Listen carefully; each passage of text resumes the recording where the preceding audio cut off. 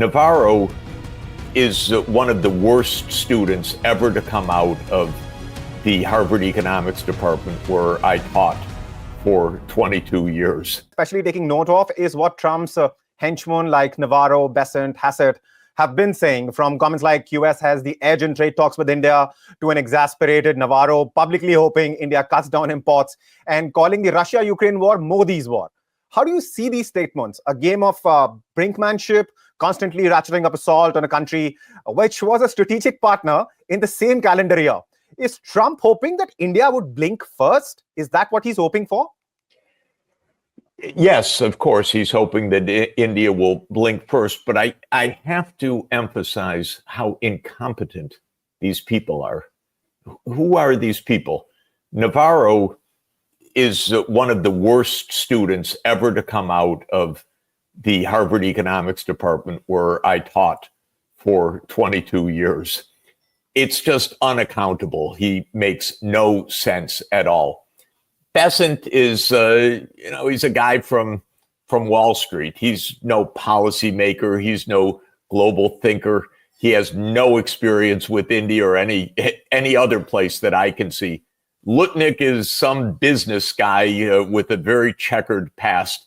None of these people has true policy knowledge or experience, true knowledge of the rest of the world, or even decency, I would say, to have a respected word that can be followed through. They're all improvisers trying to please their boss.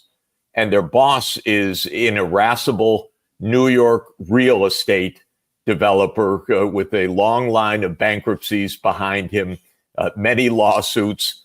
So this is a group that is not in any way what one would expect of a major power in a dangerous world.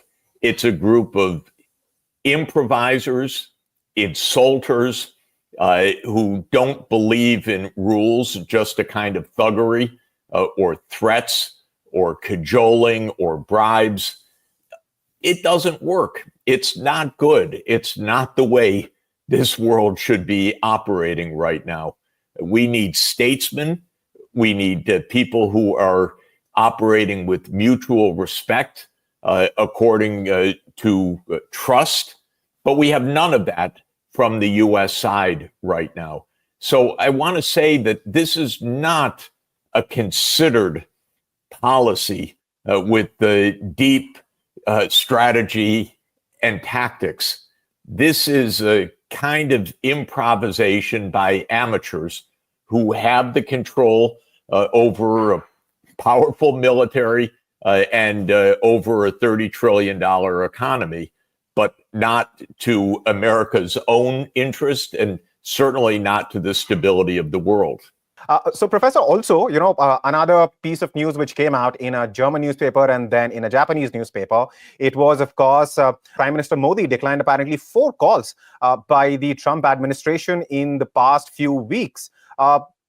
Do you think that dialogue, which is very crucial to the relationship between two countries, has also suffered so badly that now the two leaders who were, of course, hugging each other in January, in fact, February, when Prime Minister Modi visited the US, now cannot even talk to each other?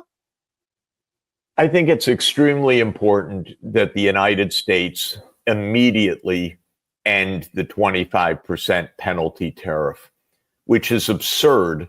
It was not only wrong-headed and unprincipled from the start, it was based on a threat that Trump had made to President Putin that Russia must make an immediate unconditional ceasefire by August 8th. Then Trump himself ended that threat, and the Alaska meeting ended that threat. And the only thing that remains of that threat is the 25% tariff on India. I can't think of anything more incompetent in American foreign policy than that 25% penalty tariff. You have to scratch your head and say, how stupid can they be? I'm talking about America's own narrow interest. To have alienated India in this way is something mind-boggling, truly. Watching this relationship as I have for more than 40 years, I've never seen such a bad misstep by the United States. And it won't heal in any normal way, because it proved a point that I've been making for many years, which is that the United States is badly governed, irresponsible, and untrustworthy. This is a basic point that I've been trying to tell my Indian friends for many, many years.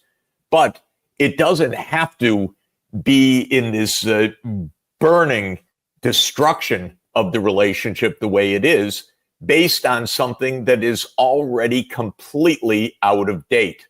So the U.S. should say today the penalty tariff is off the table, because the whole idea of threatening Russia with these tariffs was taken off the table at the Alaska meeting. This is the starting point for any return to even a semblance of normality beforehand.